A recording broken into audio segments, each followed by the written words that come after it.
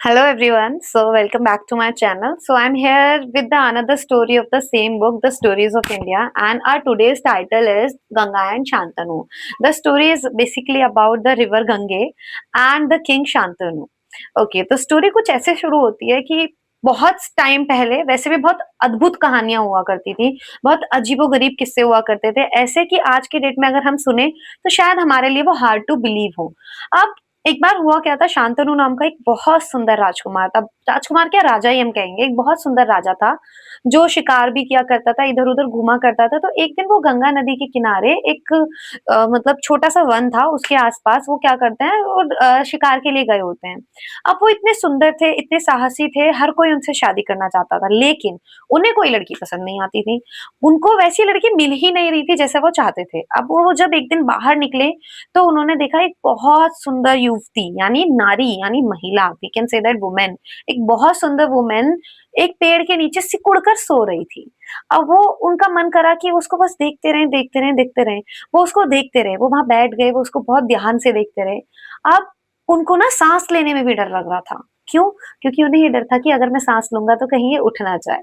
तो अब वो इस भय में थे। अब हुआ क्या, वो जब उसे बहुत देर तक घूरते रहे, देखते रहे, बड़े ही प्यार से देखते रहे, आखिरकार युवती की नींद खुल गई। और जब वो नींद से उठी, उन्होंने देखा कि कोई उन्हें ध्यान से देख रहा है, और वो भी एकटक किसको देखने लगी? शांतनु को देखने लगी। अब शांतनु ने बिना कुछ सोचा, ना कुछ उनके दिमाग में आया, उन्होंने बिना कुछ सोचे समझे युवती से कहा, हे सुंदर लड़की, हे सुंदर नारी, क्या तुम मेरी बीवी बनोगी? क्या तुम मेरी रानी बनोगी? मैं तुम्हें अपने साथ अपने महल में रखना चाहूंगा। मैंने आज तक तुम्हारे जैसी इतनी प्यारी, इतनी सुंदर लड़की नहीं देखी। और युवती की आंखों में बिल्कुल भय नहीं था, यानी उस महिला की जो वुमेन थी उसकी आंखों में बिल्कुल भी डर नहीं था, कुछ नहीं था। And she said yes, okay ठीक है, आपके कहने पे मैं आपसे शादी तो कर लूंगी, लेकिन मेरी एक कंडीशन है। राजा ने बोला okay, I will accept whatever your condition is. तो उसने बोला ठीक है, पहले मेरी कंडीशन सुन लो। माई कंडीशन इज दैट कि मैं कुछ भी करूंगी, आप मुझसे सवाल नहीं करेंगे।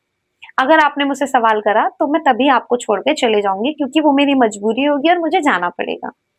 अब राजा ने ये चीज एक्सेप्ट कर ली। क्यों? क्योंकि वो तो अपना दिल सब कुछ दे चुके थे, दिल जान सब लूट चुकी थी उनकी, ठीक है, उनको प्यार हो चुका था बेसिकली।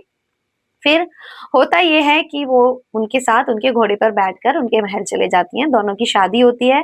शादी होने के बाद अब उनको पुत्र होता है, यानी बेटा होता है। अब जो पहला बेटा होता है वो उसको चुपचाप लेके जाती हैं और गंगा रिवर में बहा देती हैं, एक टोकरी में रख के, ठीक है। फिर शांतनु ये सब देख रहे होते हैं, उन्हें बड़ा दुख होता है क्योंकि उनकी पहली औलाद बेटा फिर भी चला गया, ऐसे बहा दिया गया उसे। तो अब क्या होता है, ऐसे ही एक के बाद एक 6 बेटे लगातार, जो गंगा है, एक्चुअल में उनका नाम गंगा था लेकिन शांतनु को नहीं पता था ये, ठीक है। तो अब वो क्या करती है, एक के बाद एक उन्होंने 6 के 6 बेटे अपने गंगा में बहा दिए। अब 7वां पुत्र जो होता है वो उसको भी बहा देती हैं, लेकिन जब बारी 8वें की बारी आती है तो बेचारे शांतनु चुप नहीं रह पाते, उन्हें मजबूरी में पूछना ही पड़ता है। वो बोलते हैं कि क्या इस सुंदर चेहरे के पीछे कोई चुड़ैल है? क्या इस सुंदर पीछे चेहरे के पीछे कोई हत्यारन है, जो कि अपने ही खुद के बेटों का इतना मतलब ऐसे बहा चुकी है, ऐसे हत्या कर चुकी है, अपने खुद के बेटों की हत्यारन है। अब युवती बोली, हे शांतनु, मुझे बहुत खुशी हुई कि तुमने इतना धैर्य, इतना सब्र दिखाया। इतना सब्र शायद कोई नहीं दिखाता, लेकिन जैसा कि हमने बोला था, तुमने मुझसे सवाल किए, तुमने मुझे अपशब्द बोले, या तुमने मुझे ऐसे क्रूल शब्द बोले जो कि इतने कठोर थे। अब मुझे तुम्हें छोड़ के जाना पड़ेगा, लेकिन हाँ, इससे पहले कि मैं तुम्हें छोड़ के जाऊं, मैं तुम्हारे सारे सवालों के जवाब दे देती हूँ। उसने बोला, मैं गंगा हूँ, और मैंने जितने भी 6 पुत्र बहाए हैं, या जितने भी 6 पुत्रों को गंगा में दिया है, वो सब देवता थे, और उनको श्राप मिला हुआ था कि उनको मंत्र मुग्ध, उनको मतलब डेथ हो जानी है पैदा होने के बाद ही। तो मेरे पास इसके अलावा कोई और रास्ता नहीं था। जितने भी पुत्र मैंने बहाए हैं वो सभी देवों के रूप थे, जिसके लिए मुझे अर्थ पे यानी पृथ्वी पे आना पड़ा, और एक मानव रूप लेके आपके साथ रहना पड़ा। और ये जो 8वां पुत्र है, इसको श्राप मिला है कि ये जिंदगी भर कहाँ रहेगा, ये जिंदगी भर पृथ्वी पर रहेगा, ठीक है। और आप मेरे लिए सिर्फ इतना करना कि मेरे इस बेटे का नाम गंगे रखना, ठीक है।